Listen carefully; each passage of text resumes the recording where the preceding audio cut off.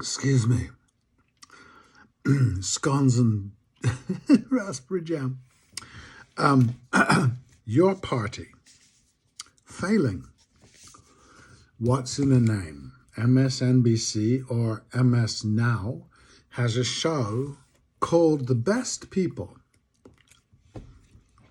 Some elders say, quote, well, it took the Labour Party years to become itself, end quote.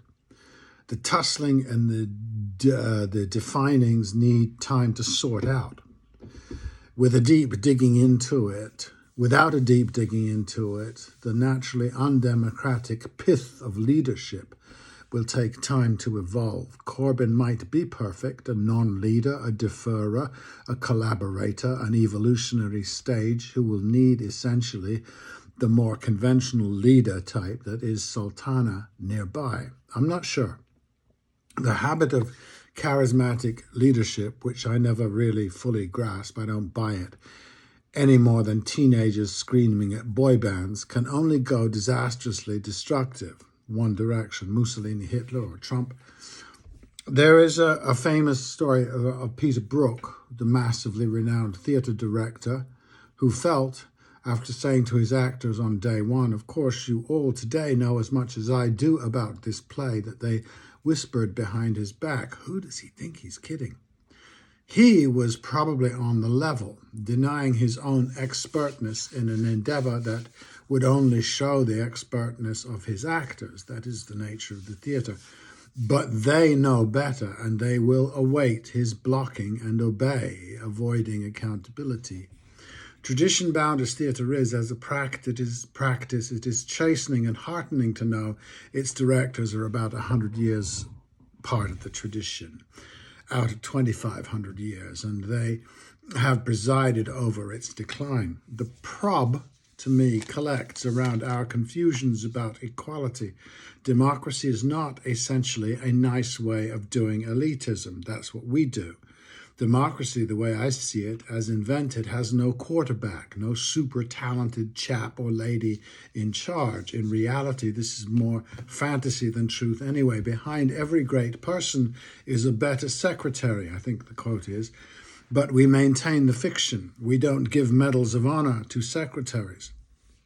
It's always been weird in US politics once speechwriters became a thing. Who are you voting for? The writer or the effective deliverer of the speech? This becomes an example of collective leadership, speechwriter and speechmaker, and cynically the actual leader is a puppet of many, a group brighter than he or she, or maybe he or she wrangles and controls the cabinet, a Thatcher as opposed to a W.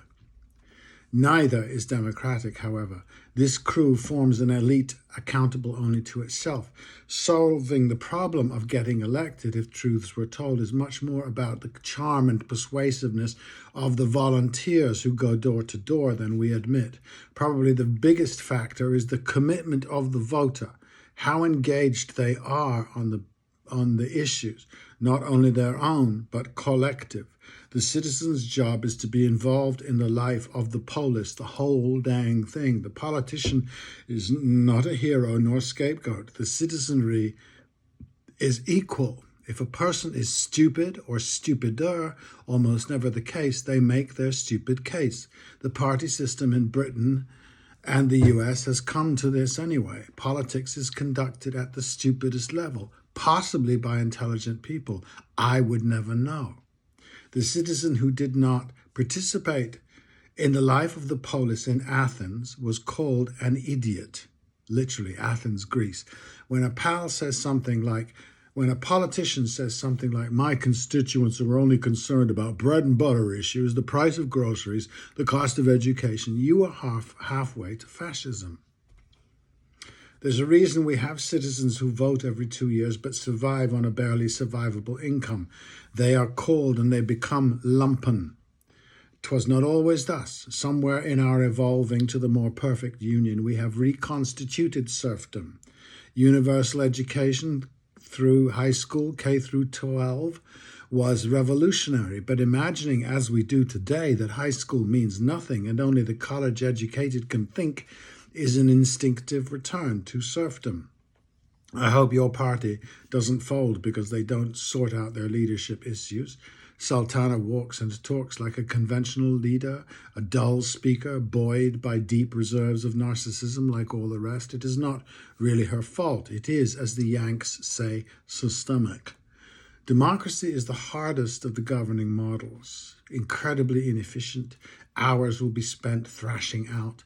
But what is important to you? What is more important? Our culture is elitist, then authoritarian, from an omnipotent God to our forms of education and to our wretched constitution.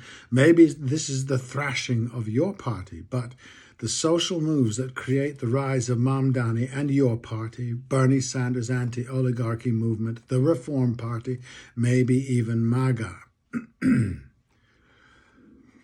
These are what are significant. The awful shadow, quote, the awful shadow of some unseen power floats, though unseen, among us to a pinch and adapt, the mighty Mr. Shelley, Percy, Byss. Unseen power floating unseen seems pretty simple. We live mightily compromised lives. So much we have to do that we'd rather not do, from getting to work itself, taxes to pay, speed limits to obey. Shelley's awful, by the way, awful shadow is not awful. It is filled with awe, awesome. Bob Marley would have called it music, this unseen power, this perhaps religious force. I was describing yesterday a repeated experience I have had over the years. I will spend months sometimes preparing a performance piece, a story I shall tell for the sake of this essay, let's say 2 weeks to form and prepare a 10-minute text. Never finished, but that is never the point. It visits with inconstant glance each human heart and countenance, says Shelley.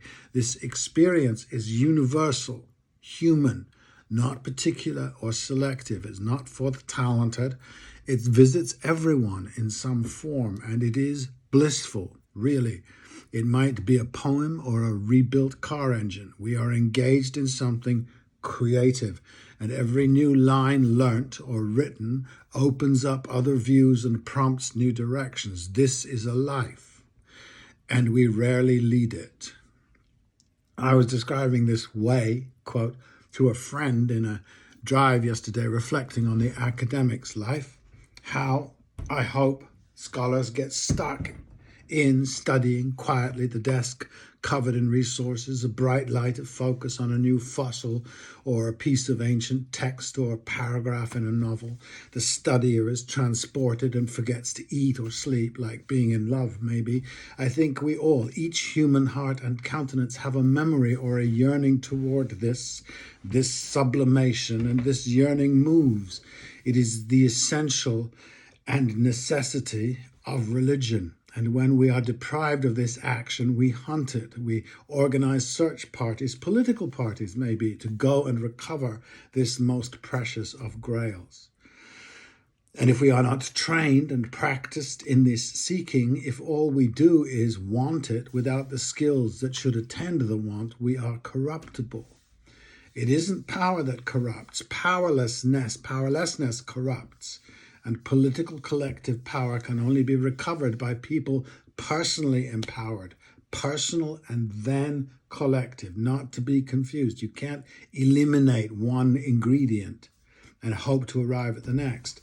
Amongst Mamdani or Reform, there will be similar tasks, but the motivation in both to get there will always be rooted in this memory or ambition so primal.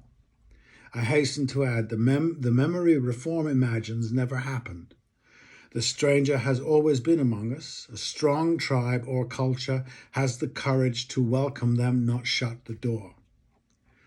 That Shelley does say all, and so do I. In a sense, for me, then, democracy becomes almost religion.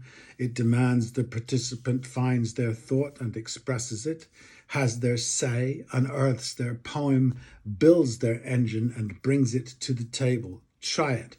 The action confers maybe the only worthwhile virtue in humanity, dignity.